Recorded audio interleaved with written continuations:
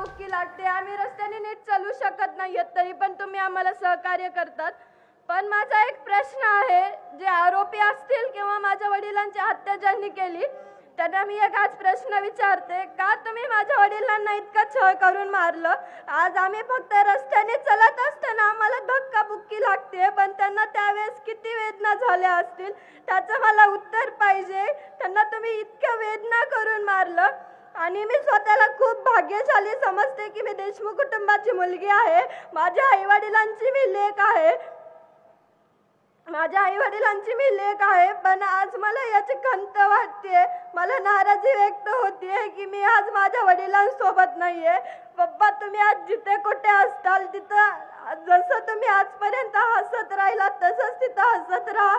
आणि आम्हाला देशमुख कुटुंबाला माफ करा की आम्ही तुम्हाला वाचवू नाही शकलो. मला माफ करा.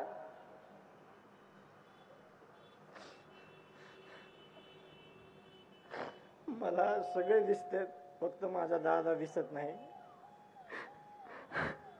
माझ्या जगात सगळ्यात जास्त मी ज्या माणसाला महत्त्व दिलं तो माझा दादा होता.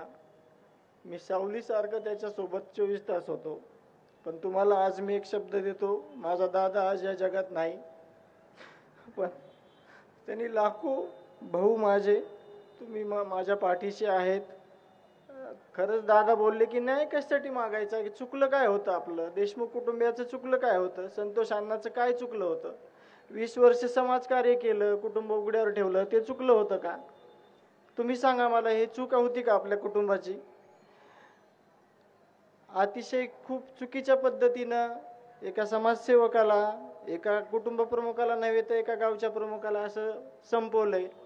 मी एवढीच विनंती करतो की ज्या पद्धतीनं ही घटना घडली चुकीची, तर मी मुख्यमंत्री साहेबांना पण हेच बोललोय, त्यांना पण शब्द दिलाय की ह्या घटनेचं गांभीर्य लक्षात घेऊन जे कोणी आरोपी असतील आणि सगळ्यांना समजायलंय की कोण आरोपी आहेत, सगळ्यांनी सांगितलंय की आरोपी कोण आहेत.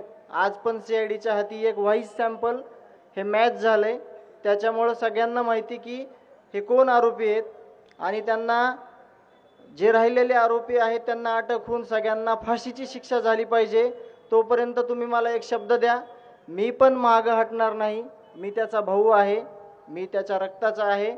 तर मी तुम्हाला सांगतो, मी थोडंही मागं हटणार नाही. माझा जीव गेला तरी माझ्या भावाला आणि माझ्या समाजाला, 18 पगड जातीतील सगळ्यांना एक आदर्श दाखवून दिल्याशिवाय मी थांबणार नाही. माझ्यासोबत फक्त तुम्ही थांबा. माझ्या भावाची एक गोष्ट सांगण्यासारखी नाही, खूप गोष्टी आहेत अशा.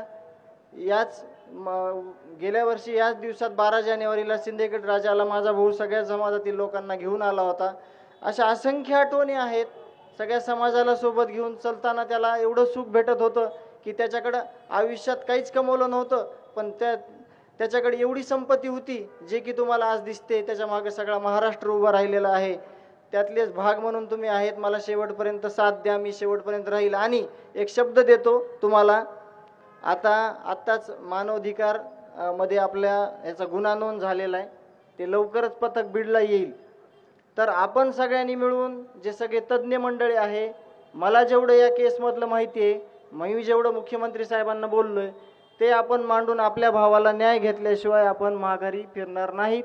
आणि महाराष्ट्राच्या मुख्यमंत्र्यांना पण मी तिथं सांगितलं, इथून पण सांगतो की असं उदाहरण करून दाखवा की आपल्या महाराष्ट्रामध्ये, शिवछत्रपतीच्या महाराष्ट्रामध्ये, शाहू फुले आंबेडकरांच्या विचाराच्या महाराष्ट्रामध्ये हे गुन्हेगारी खपवून घेतली जात नाही आणि गुन्हेगारांना कठोरात कठोर शिक्षा दिली जाते. हे त्यांना दाखवून द्यायला हा भावाचा अंत झालाय. आज माझा भाऊ नाहीये, पण त्यांना हा एक चान्स आहे की गुन्हेगारीला कसं मुळासकट संपून टाकता येतंय. एवढी माझी त्यांना विनंती असेल. धन्यवाद. नक्कीच धनंजय दादा आणि वैभवीताई आपल्या सोबत समाज हा शेवटच्या घटकापर्यंत आपल्याला न्याय मिळवून देण्यासाठी राहील. सर्वप्रथम सगळ्यांना विनंती आहे